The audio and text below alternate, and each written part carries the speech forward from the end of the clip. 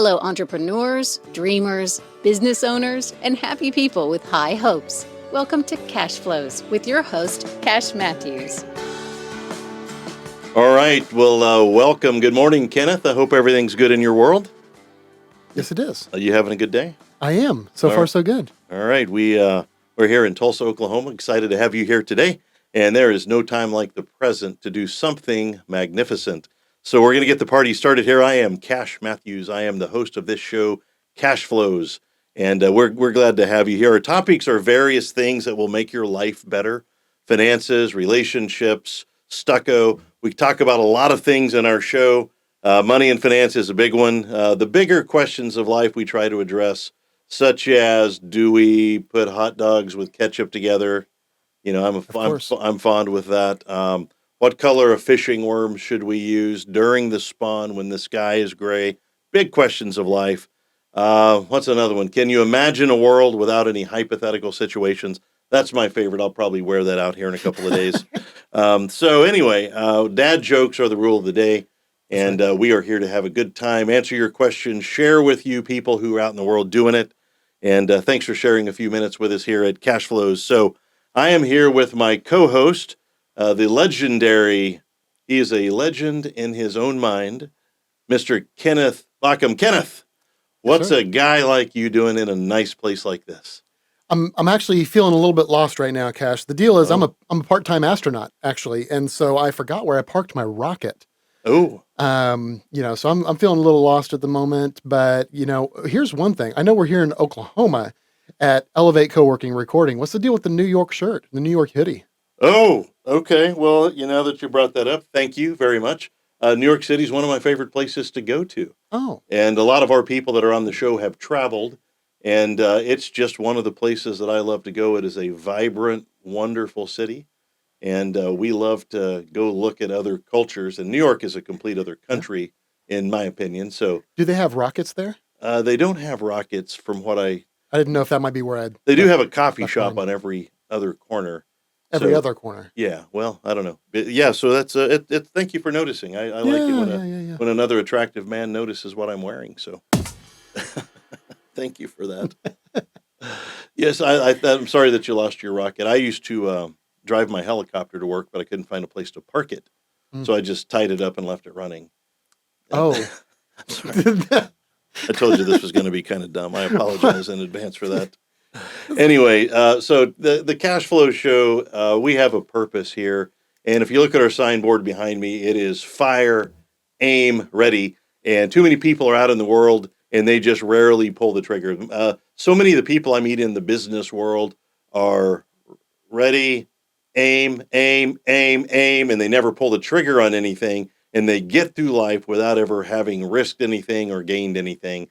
So Cashflow Show today is about taking the next step, doing the next right thing in your life, and we like to bring people together, to let you know who's doing things in the Tulsa area, the Oklahoma area, here in the United States, and we are glad you're here. And so with that, I want to introduce my friend today. Our guest is Hannah Oswalt. Hannah, welcome to our weird little show. We're glad you're here. Thank you so much. Yeah, I'm glad to be here. The audience outside was so excited to applaud for you. Well, so I know I have some questions we want to get into, but we want to learn about you first.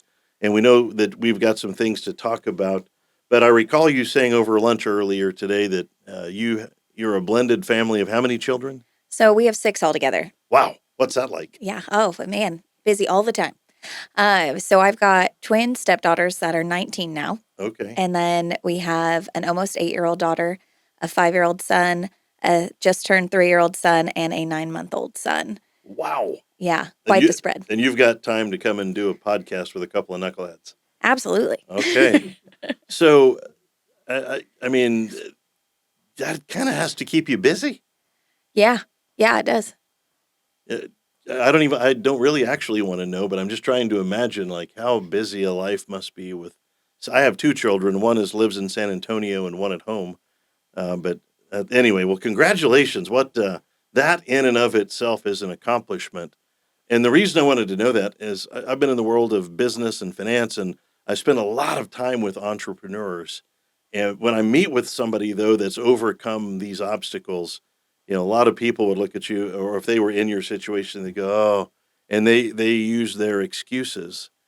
And it seems like you've used your reasons not to as your reasons why to. Would that be accurate? Absolutely. Absolutely. Everything we do is because we want to spend more time with our kids, invest in our kids, be able to have more kids. We do plan on having more. Oh, good grief. Okay. I do financial planning, not family planning. Sorry.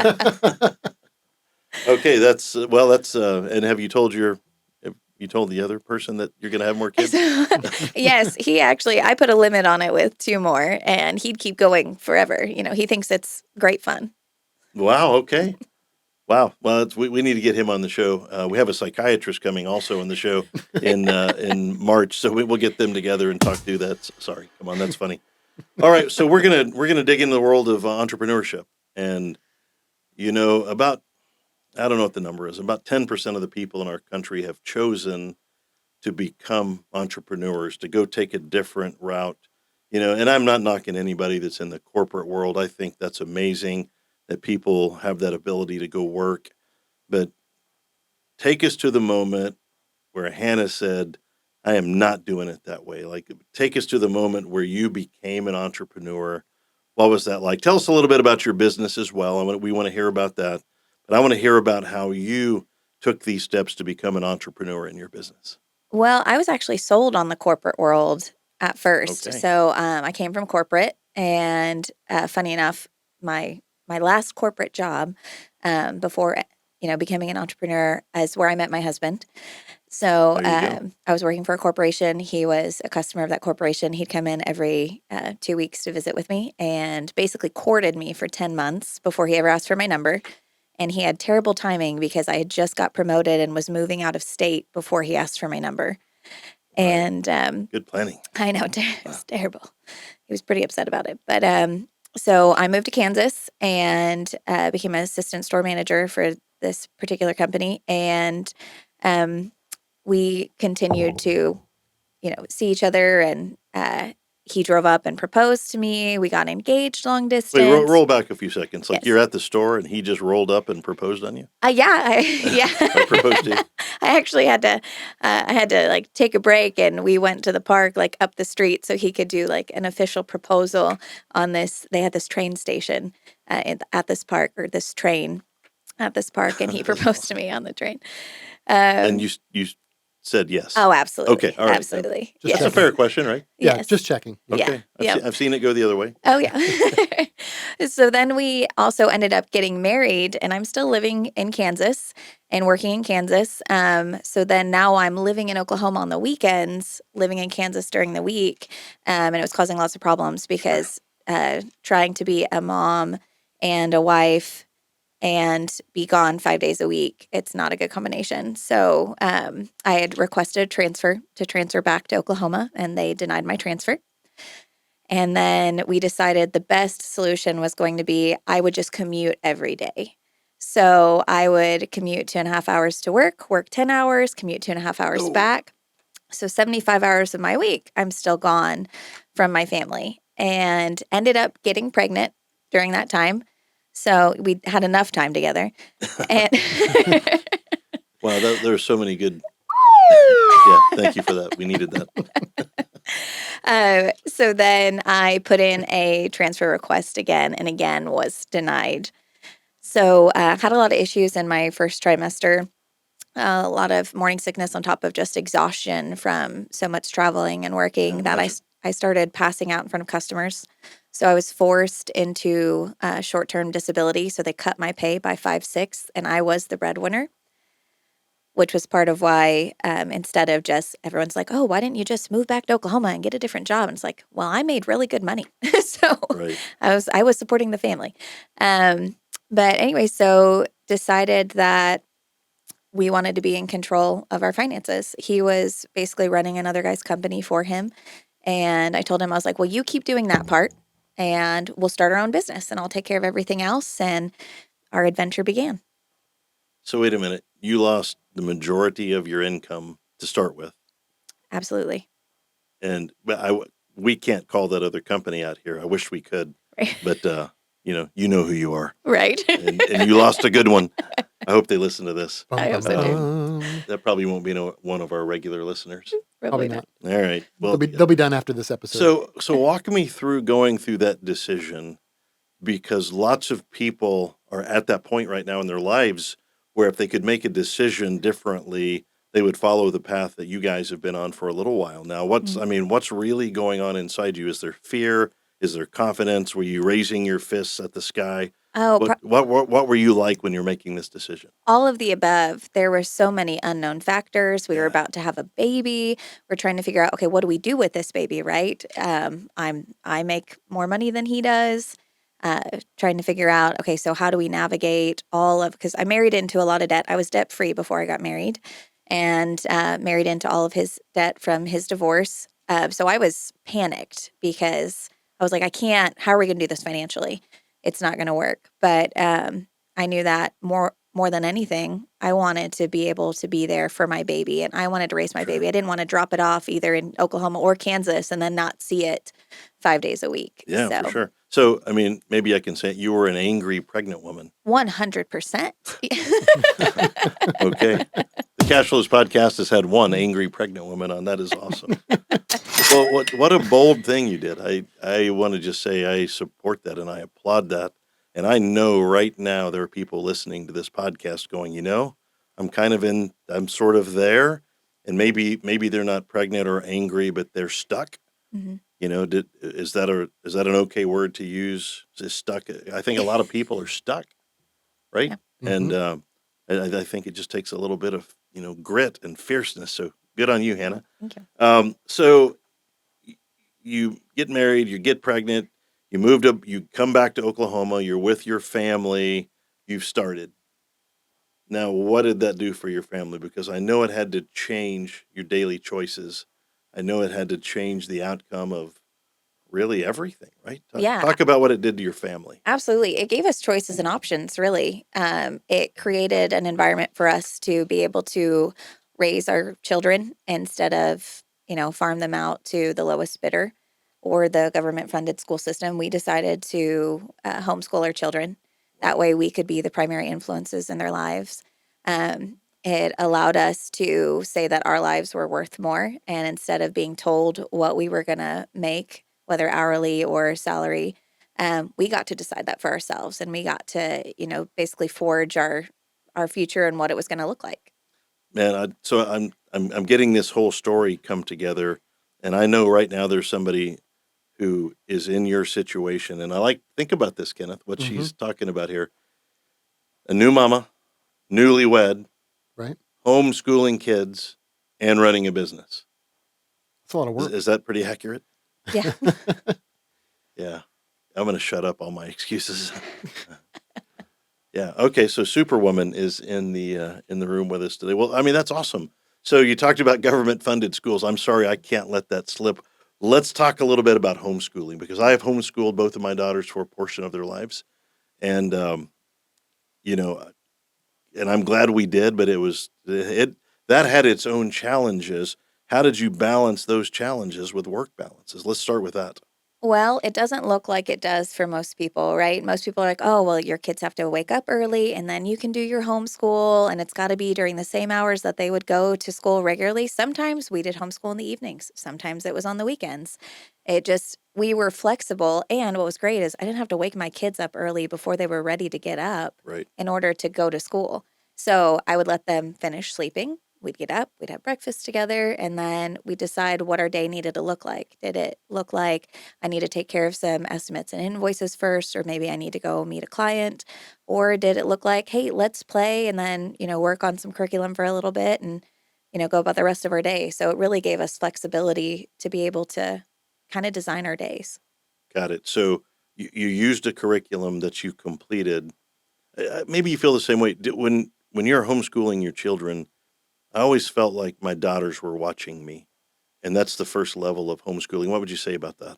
Oh, absolutely. And I struggled in the beginning. I was not a natural homeschool mom. I wasn't like, oh my gosh, this is like just for me. And I struggled with it because I was like, how am I going to give them everything they need And we jumped around from curriculums till we found a fit that was good for us and made sure it taught all the things they needed to know how to be, a successful human being and, check all the boxes of, the curriculum that they have to learn. And just, you know, messed around with it until we figured out what was going to be a good fit for us. So I met you through this local group called the B.O.N.G, the Hmm. Business Owners Networking Group. Yep.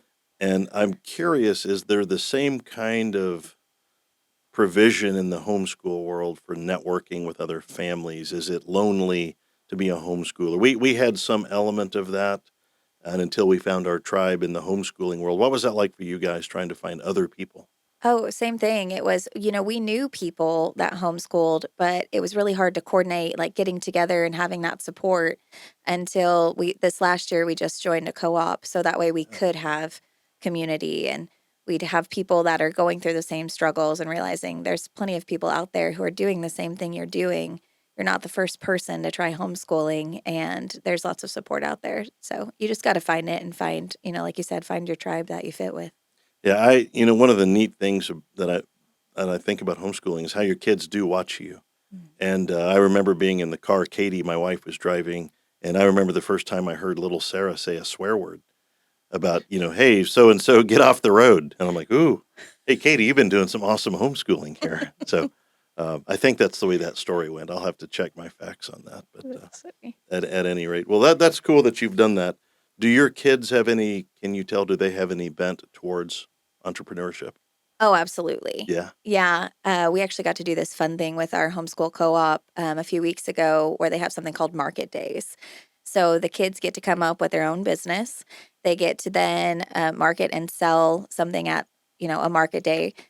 So my kids did lemonade stand. They've been asking for a lemonade stand for years right. because they want to make their own money because they want to be able to buy things when they want to and have choices and options. And That's awesome. yeah, it's great. Very cool. Well, let's talk about the bong for a minute. Okay. We're going to get to the rest of the getting to know you, but that we met at the Business Owners Networking Group, and we grant and understand it has a weird name. I was on the debate team. I don't know what a bong is. I do now.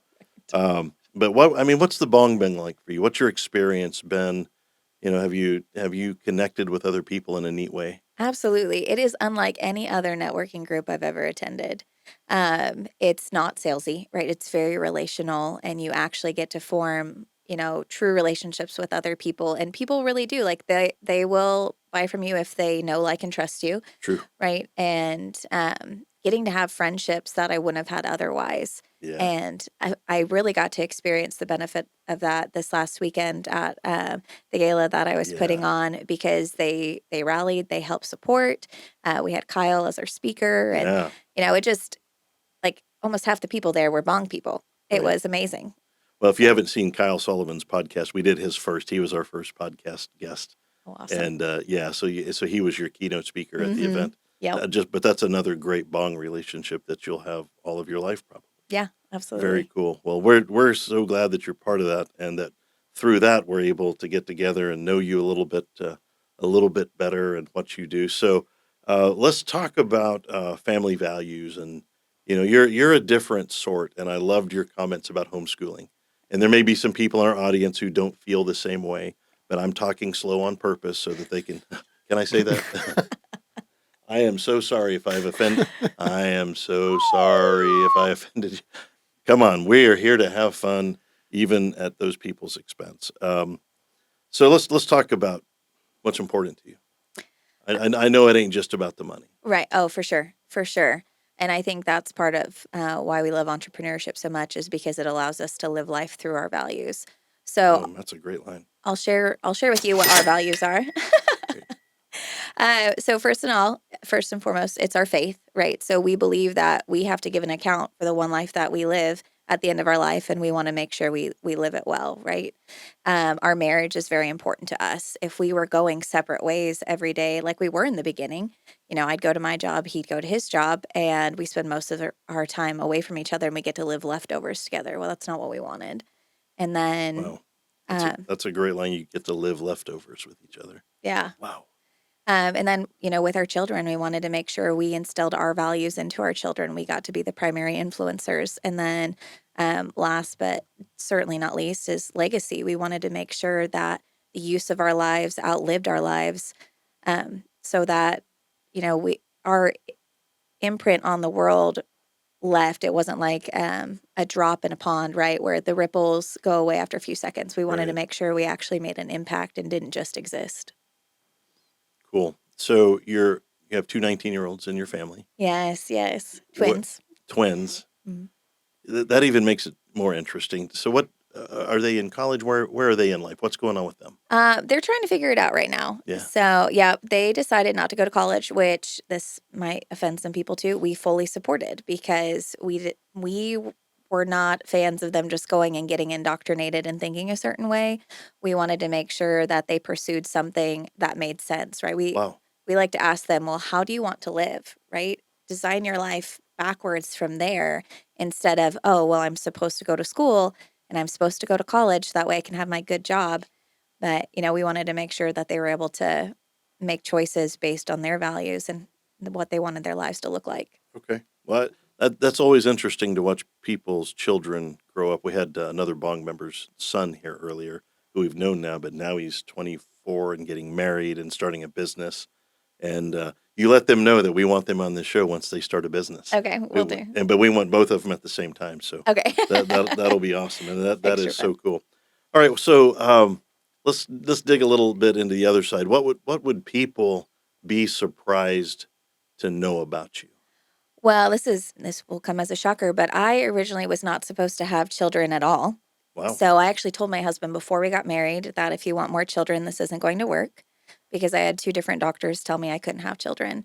I had cervical cancer. I had parts of my cervix removed. I can't talk today. Removed multiple times, and they told me that if I were able to get pregnant at all, I would lose the baby. Well, Nana Nana Boo Boo, I now have given birth 4 times. So Wow. Okay. I mean, that makes your story even a little bit deeper. And so you've done all the things you've done as a mom and as a newlywed and you just gave up your job and you had to deal with some serious health issues. Yeah, I was told I couldn't have kids either, but it was because I was ugly. And so that I had to find a girl that had poor eyesight. Thank you, Katie. You're laughing a little too hard there, Chief. Oh, sorry. Is my mic still on? So let's take a commercial break here real quick and say thank you to our sponsors. Sure thing. Hey there, listeners. Before we dive back into today's episode, we've got a special shout out for our amazing sponsors. This podcast is coming to you from the studio at Elevate Coworking. Signage provided by CM Customs and features amazing entrepreneurs from the Tulsa Business Owners Networking Group. We're sponsored by MFP, My Financial Plan, on the World Wide Web at joinmfp.com. And this show is produced by the audio-video expert at Kenneth Bach Photography. With these amazing sponsors at top of mind, let's return to Cashflows already in progress. All right. Thank you for that. Well, we're here with Hannah Oswalt, and Hannah is talking a little bit about Tulsa Stucco Pros. And that's her company and her journey to self-employment and to be a mom and a blended mom of 6 children. Twins are in there. I mean, she's got them. She can start a football team almost. She's got a lot going on. So one of the things, Hannah, that people seem to get stuck on, they have a hurdle, they have an obstacle, they have a thing that gets in their ways. Like what? And I think maybe I just named off some of these hurdles, but what are the things you've had to overcome? I mean, you had health issues. What else did it take to get from there to here? I'd say probably our biggest hurdle we had to overcome was ourselves. Ooh, dig into that. Okay. Yeah, there was a lot of fear, self-doubt, employee mindset. We had to get used to not just going to work and getting a paycheck. We had to actually forge our own way. So there was a lot of, we had to grow ourselves. We had to change our mindset and really just get out of our own way. Yeah. So how do you do that? I mean, what were you reading or listening to, or were you going to seminars? What tools did you use to overcome yourselves? All of the above. Yeah. Okay. All of the above. Yeah. We go to seminars. We try to read at least 15 minutes every day of a personal development book. We like to listen to podcasts and audios, anything that can help us become the best version of ourselves so that way we can make sure we're always moving forward. All right. Do you have a favorite? Ooh, man. You think about That's it. that, I'll give you mine. Mine's The Power of Consistency by Oh my gosh, yes, by that is on my Weldon by list. Weldon Yes. Long. Man, that guy was a felon. Didn't know if he Yes. was in for life. He just all he knew is he wanted his life back, and he started writing letters to his kids like, "Hey, I realize I'm terrible as a dad, but I'm starting over." Yep. And he finally got out of jail and formed a I don't know Fortune 500 company or something. And he's one of the greatest sales trainers. And I don't like to call it motivational speaking because your kids motivate you. You don't need a Right. motivational speech, but he's very practical. So that's Weldon Long, The Power of Consistency. So you've been in on that book? Yes, it is actually still on my nightstand because for me that's a reread. Like Oh that's yeah. something to yep, Yeah, put in. that Yes. book has been powerful. And I'm always interested, Kenneth, to Mhm. hear what our friends and readers are doing out there. I've kind of changed I used to think, I've got to read 50 books a year, but I like the concept of reading 10 or 15 or 20 minutes a day.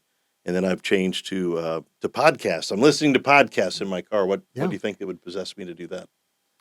I don't know. I feel like sometimes it's that fragile ego. Maybe are you listening to your own podcast or other people's Oh podcasts? no, I'll never listen to these. Okay.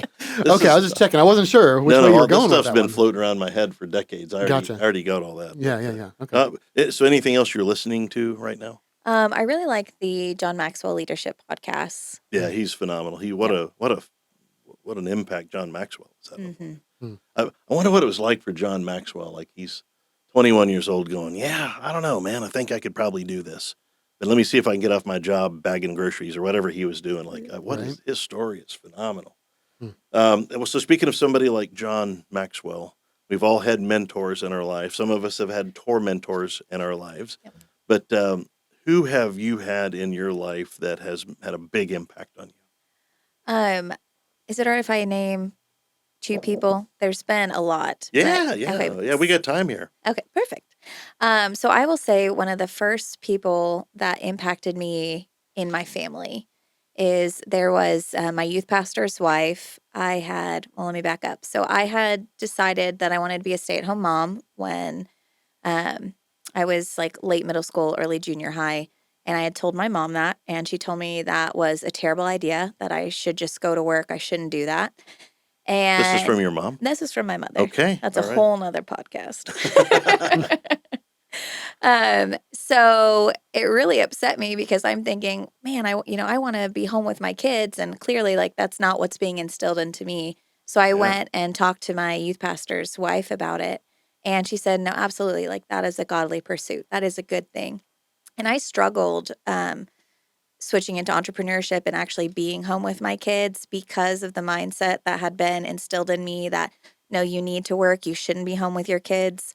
So that was like a genuine struggle. And it was like one of the hardest things I think I had to overcome, honestly, because I was like, no, my job is to provide financially. It's not to like raise my kids. Right. Right. And then I'd say one of the other people that really started directing my path is I was working, my first job was Reesers. Okay. Here in Yes. Tulsa. Well, actually in Sapulpa, It's but a public. yep. Close enough. Yeah, close enough. And I had one of my managers because I was sold on being a lifer at Reesers. And not that there's anything wrong with it. I know lots of them. But but he had told me that I was made for so much more and that I shouldn't settle. And it gave me the courage to leave that job and to go start pursuing other things. And so you took that. I mean, and was he offering that in a biblical reference? You were made for so much more. I don't even think so. I'm not sure what his beliefs are, honestly. He was just a manager of mine, and I was the only girl that was allowed to do overnight stalking because I just worked harder than everybody else. And I was sold on being a lifer, and he saw that I was sold on being a lifer at Reesers, Wow. and he was like, "Don't do it."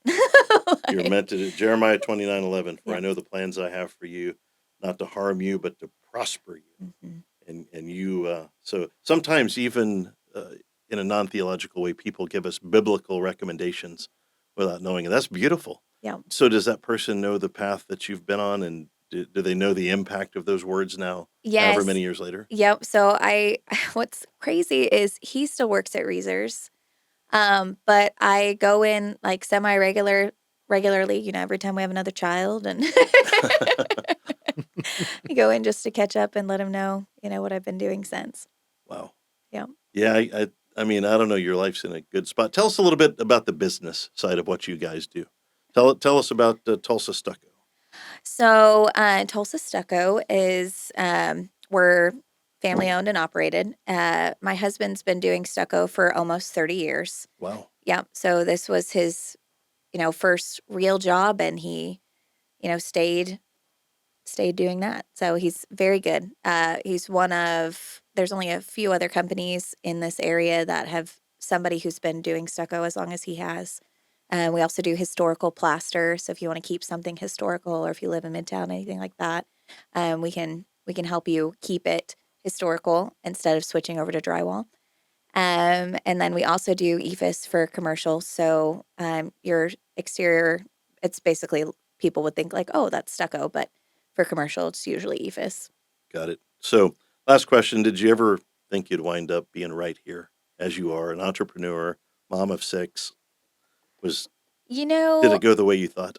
not necessarily, but I did have some little inklings along the way. So when I was in 4th grade, I started my first business. Okay. Yes. So I realized that if I did not eat my snack, I could sell it to the other kids in my class. And the reason and the reason I did that was because I would earn a lot of field trips that I wouldn't be allowed to go on because my parents wouldn't give me the money to go, because usually it was like $20 or whatever it was to go. They also wouldn't sign for me, so I did learn how to forge their signature at a young age. But I think I'm past the Wow. Okay. the liability on that. I don't do that anymore. Gotcha. So, just so you know. But so I really wanted to go on the trips that I had earned. I was top AR student in the school and put a lot of effort into my academics, and wasn't able to get rewarded for them. So I was like, okay, well, if they won't allow me to do it, I will do it for myself. Wow. Yep. I think I was the kid that kept you in business. Right. So I think my entrepreneurial journey started in the 4th grade when I bought candy from the other kids who were selling it. Or you can eat that sandwich. Okay, well, man, you have been wonderful, and we love presenting Tulsa area people, and people around the country are going to come on this as well. But we're thankful that you're here. Before we leave, we'd like to get a nugget from you, a golden nugget from Hannah Oswalt about what does it take to either and keep on going in business or life, or overcoming. What's something that you would want to share with your best friend? I would say keep the important things first, right? Decide what your values are and make sure you're making decisions based on your values and not just your comfort zone. And then also just get rid of the junk. If it's not helping you move forward right now, just cut it out, whether it's for a season or whether you just need to get rid of it altogether. And I think that's brilliant, like that clearing of the palate when you need to get going and get moving, and you just sometimes you have to eliminate some things. Mm-hmm. Sometimes you have to eliminate some people. Mm-hmm. That's a tough one. Sometimes you have to eliminate some behaviors. Yeah. But that's what's great about living right here where we do. You can do all those things, and you can start over every day. Yep. And that's one of the great messages that we have from God. It's one of the great messages that we see in business and in life. There's some places in the world you can't start over every day. Yeah. And that you can't fix what's broken because the thing that's broken isn't you. But I think it's beautiful when the broken thing is you, because you can fix it. You can dig in and you can go, hey, what do I need to do here? And that's always an interesting moment. You mentioned legacy, and I'm excited to watch you leave a great big footprint instead of a butt print, and like so many people do. So congratulations to you, Hannah. Kenneth, any other comments here before we wrap this show up? Well, I was thinking about what a cool story that was. And then I saw your hat on the table too. And so I wasn't okay. sure if we needed to talk about that a little Ooh. bit before we go. It's a different kind of cool story. Let's talk about this hat that says "Cool Story, Bro," and I'll give you a real quick. So we run this networking group, and there's thousands and thousands of members and thousands coming on, and we love these people, but we communicate in a different way. And I came to have a phrase called "Cool Story, Bro," and it's when somebody talks for a really long. Wait, am I talking for a really long time here? Not yet. Okay. Make sure that you cool. I'll let you know. Cool story, bro, me if I need it. Deal. I appreciate that. But so we just started, somebody will come onto our Tulsa B.O.N.G Facebook page and they go, hey, my name's Joe, and here's 73 things about me that I think you really need to know. And nobody really needs to do a one-on-one with them because they just gave you literally what we've spent an hour here working on their whole life story. And so we came up with a phrase, cool story, bro. And I just meant it for fun. But then there's my friend Bud Kraft made this cool story bro hat for me. And Bud's a local Sand Springs man who is just delightful and has a wonderful, wacky sense of humor. We'll have to make sure we get him here on the show. But he made me that hat, and I'm pretty excited about it. And so That's a cool story, bro. I knew it was coming. Well, listen, we want to wrap this up. Cashflows is here to help you move forward. We hope we're doing that. We hope to have many more of these stories as well out there in the world, and we depend on you to make that happen. And hopefully we've been of value with what Hannah's had to say, and we would invite you to share this podcast with your friends. And so we're glad you stopped here. And we want to thank all of our sponsors, Lori Zeller at Elevate, Kenneth Bockham with Kenneth Bockham. What do you call your stuff? Kenneth Bockham Photography. Kenneth Bockham Photography. Sorry, it seems like I ought to know that sitting 2 feet from you every day. Yeah. I keep it on my shirt. Here. Yeah, and I can read your shirt very well. Clarence Shaw with cmcustoms.com. And to thank all of our people that have been here, the people at MFP, join mfp.com for more financial information. And until our next show, we want to make sure that you guys all make good choices, that you love one another, and make today the best day ever. And to all of our 4 listeners in the Quad State areas of Salisaw, Henrietta, Wagoner, Bowlegs, we want to say thank you. And to the 3 of you who continually like our posts on Facebook, hey, y'all need anything from Quick Trip? That's our show for today. Stay tuned for another riveting edition of Cashflows.